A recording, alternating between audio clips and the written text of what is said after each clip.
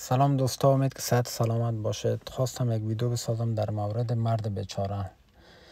دوستا، در اواخر تحقیقات نشان میده و شما بهتر خودتون شاهد هستین که هموطنان عزیز ما، کسانی که مردایی که با خانوادهشان به غرب آمدن، اروپا و امریکا و استرالیا و این کشورها و کشورهای همجوار، خیلی آسیب پذیر شدن، خیلی با مشکلات بسیار جدی مواجه شدن و بخصوص در غرب.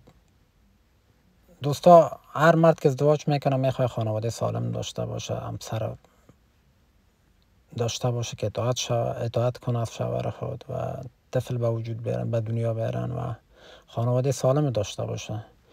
و از یک خانواده سالم یک جامعه سالم، و جامعه سالم کشور سالم، از کشور سالم یک اشتراک سالم در جهان میتواند باشد. شما دوستا، این هموطنان ما، چون که مسائل افغانستان بسیار پیچیده است، مسائل سیاسیش، و از سال 2021 که رژیم طالبان تروریستا در افغانستان نافذ شد یا حاکم شد سر مردم فرار کرد، میلیون ها انسان فرار کرد و دیگه همگی متضرر شد، زن، مرد، طفل، همگی. و اینا ناچار آمدن به غرب پناه آوردن تا ای که خانواده خود نجات بده، اقلا همسر دو سه طفل خود نجات بدن. و بسیار با آرمان امید آمدن که طفل می درس بخوانند، تحصیل کنند. خانه خود فروختن، موتر خود فروختن، دکان خود، سرمایه خود، زمین خود، یا قرض گرفتن، یا از هر طریق ممکن مسکینا خود رساندن به یک گونه رساندن خود به غرب. اینجا که رسیدن، اینجا قضیه برعکس شد. آنچه که در افغانستان توقع می رفت، با همسر خود تعهد داشت که ما میریم اینجا زندگی را ادامه میدیم، طفلای ما درس بخوانند، در امنیت زندگی کنیم، اینجا برعکس شد. قضیه برعکس میشه در غرب. اینجا که آمدن دیدن که محیط فرق میکنه، مردم فرهنگ بیگانه است، مشکل زبان است، مشکل کار است، مشکل اقتصاد است، برای همگی امکانات مهیا نیست، اکثریت متضرر میشن خانواده. و اینجا مرد بیچاره تر شد، مرد اینجا تنها شد. خانواده بزرگ در افغانستان از دست داد، پدر، مادر، حمایت پدر، مادر، برادر، خواهر، عمه و کاکا و ماما، پسر عمه و پسر ماما و پسر کاکا و همسایه و دوستا و شناسا و قوم خویش. اینجا مرد کاملا منزوی تنها شد. و در غرب شما میدونید دوستا، بخصوص در اروپا، مرد اصلا حمایت نداره. نه دولت از مرد حمایت میکنه، نه کدام منبع است، نه کدام مرجع است که حمایت کنه از مرد. اصلا مرد منزوی تنهاست. یا در نژادشان یا در خونشان مرد خوش ندارن. مرد در اروپا اصلا دیگه، بخصوص مرد مسلمان باشه، از افغانستان باشه، و خودش بیخی بر از یک کیس است، یک دوسیه است دیگه، که ولو خوبم باشین اینجا برچسب میخوره مردان. و اینجا که آمد، یعنی 1 سال 2 سال منتظر میمونن تا پروندهشان بگیرن، پرونده پناهندگیشان قبول شون. مشکلات اسناد بازی، خانه و جای پیدا کردن و تنهایی و تازه آمدن و همه چیز از دست دادن، خود یک فشار روانی، فشار روحی است که سر مرد بیشتر فشار از سر زن وارد میشه و حتی طفلا متضرر میشن. خب اینجا مرد تلاش خود میکنه، اکثریت مردا تلاش نهایی خود میکنن تا که یک کار پیدا کنه، زبان یاد بگیره، تمی فرهنگ کم آشنا شه و بچله روزگار بشترن شب و روزه. ولی متاسفانه که همه چیز برخلاف آنچه که توقع میرفت میشود. یعنی اینجا شکرنجی ها شروع میشه، خانما بیشتر دق میارن، دپرشن میگیرش، استراب میگیرشان، یا مضطرب میشون و تشویش روانی اذیتشان میکنه و دق میارن که ما پشت خانواده ما دق آوردیم، پشت وطن، پشت زادگاه رفتن میشه، مشکلات امنیتی است و سر شوهر فشار 2 چند 3 چند میشود. و اینجاست که بهانه‌گیری ها شروع میشه. بیشترین خانم ها که اقلا قدر سواد کافی ندارن، آینده رو نمیبینن، از اسلام چیز نمیدونن، نماز نه، قرآن نه، تربیت درست خانوادگی ندارن، اینجا دیگه براشون زمینه مساعد میشن که اینجا قصور خود از مرد بگیرن. و بخصوص بسیاریش بهانه تراشی میکنن که مرد، تو در افغانستان با ما مشکل داشتی، فلانی خانوادیت با ما مشکل داشت و خودت سرم از زور میگفتی، مرا اطاعت نمیکردی، از ما یعنی به خواهشاتم رسیدگی نمیکردی.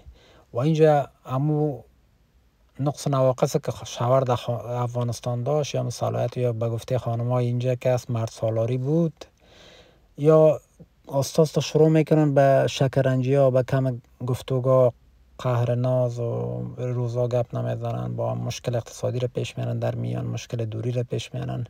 و اینجا برای مرد بیخی دیگه یک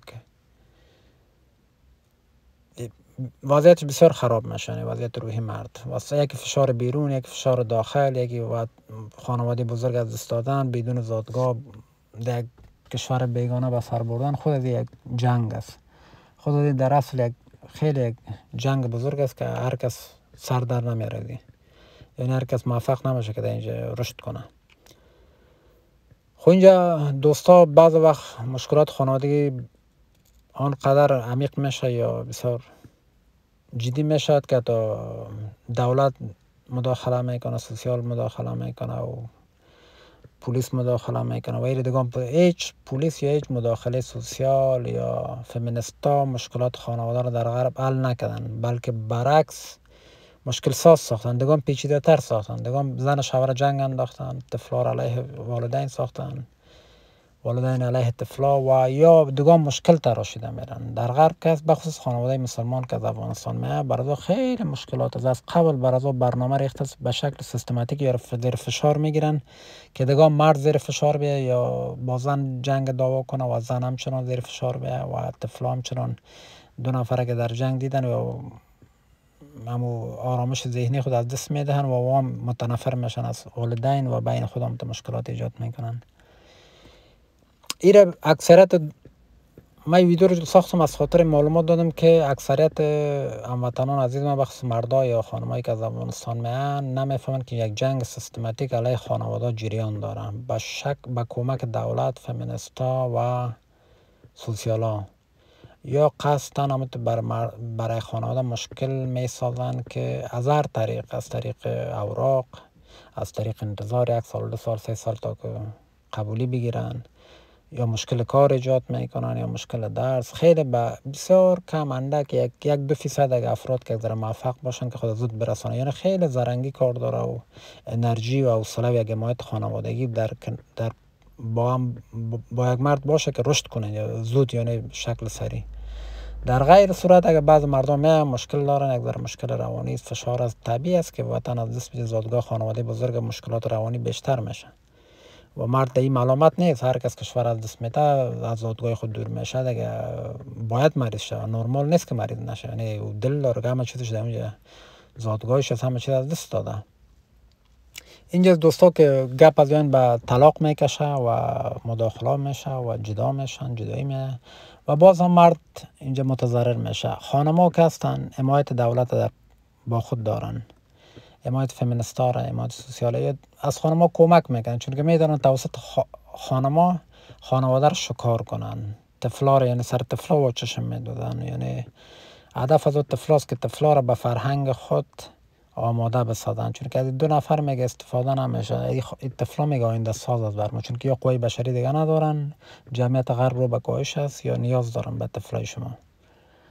اینجاست که دوستا شوهر بیچاره میشه، شوهر روی سرک میره، خانم یک خانه میتن، اگه خانم که یکم بی تفاوت نباشه یا زوده اولادا برآمده بتانه، برش طفلا رو واگذار میکنن و شوهر میره اینجا بیکار میشه، بیروزگار میشه، رو با مواد مخدر میره، سیگرت ده، الکل بزن، یعنی بسیاریش سن فحشا میره، سن فساد اخلاقی، تا که خلایی که وجود دارم رو پر کنه. ولی در کل مردی چه حمایت نداره، مرد بیچاره است کاملا. نه تو مردای خود غربی بیچاره هستن، خود از خیلی خساره میبینن، خودشان مردای غرب دیگه آماده نیستن ازدواج کنن، بسیارش که متعهل هم هستن میخوان از ازدواج فرار کنن، چون که زن بسیار فشار میره و شما میدونید که زن که است ما یک بار با مشکلات هورمونی یا سر میخورن که فکرشان، صحبتشان، رفتارشان تغییر میکنه و کچ‌خلقی ایجاد میشه و خانم‌ها دفعتاً رفتارشون تغییر میکنه و مشکل ساز میشه و در غرب که شما میفهمه که یک سر و صدا، یک کم خلق کجی یا میشه باعث میشه که خانواده ازم فرو بپاشه یا ازم بباشد. دوستا مردا خیلی مواظب باشن، بخصوصا دوستای من کاملا خیلی مواظب باشن که در غرب خیلی مشکلات داره. یکی خب مشکلات سیستماتیک است که خانواده هدفش نیست که خانواده را زمین. فمینیسم اینجا خیلی فعالیت داره، خیلی فعال است در غرب، بخصوص اروپا. دوست ندارن یا خانواده را سالم ببینن، یا میگن تا وقتی که زن متأهل است یعنی در قید است، در قید شوهر خود است، ما باید زن آزاد کنیم، زن رهایی بدیم از قید شوهرش. یا اهداف برنامه خود دارن که یا بعض خانواده را تو هایلایت میکنن یا مشخص میکنن که او هدف قرار بدن. از هر طریق ممکن، از طریق کار نیافتن، مشکلات اقتصادی، مشکلات اوراق با مصاحبه افراد یا را درگیر میسازه تا که مشکل شه و خانم دیگه خسته شه و خود بکشه یا مرد بکشه، خانواده فرو باشه. از این خاطر خیلی مواظب باشه دوستا، بخصوص مردا، چون که مرد حمایت نداره، حمایت قومش نیست، زادگاهش نیست، خانه پدرش، خانه مادرش، خانه کاکا و عمه و خاله و دوست رفیق همسایه نداره، اینجا جای پناه نداره.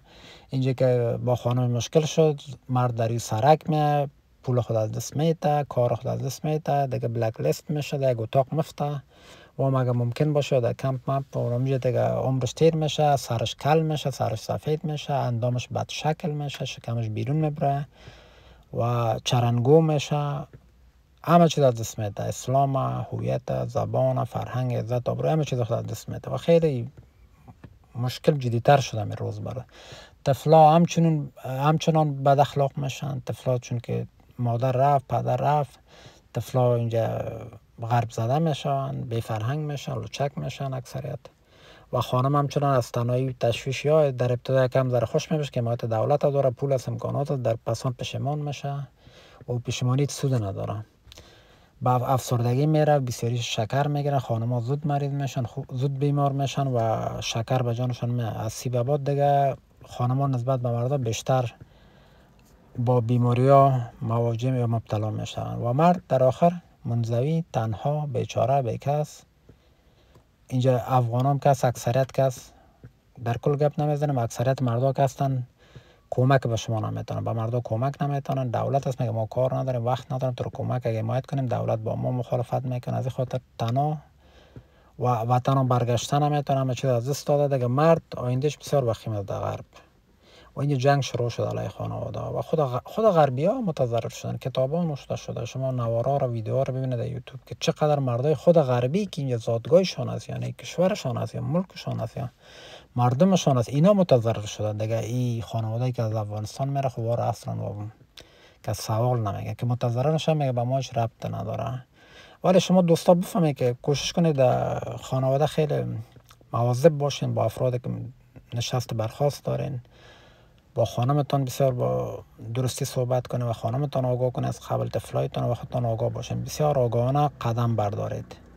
در غرب که خیلی مواظب باشین که از هر طرف فشار خود جمع جور کنین، ساعتتان رو یک ذره ورزش کنین، صحبت نماز بخوانین، کم خلوت کنین با خود، زیاد خواهشات و نفسانی ترجیح ندید، کوشش کنین به نیازهایتان توجه کنین و بسازین و تحمل کنین بعد چه داره. در غیر صورت اگر دنبال خواهشات نفسانی برین، مقایسه کنین با دیگه خانواده و با دیگه مردم که اینا پول دارن، موتر دارن، ما نداریم، خیلی براتون مشکل ساز میشه.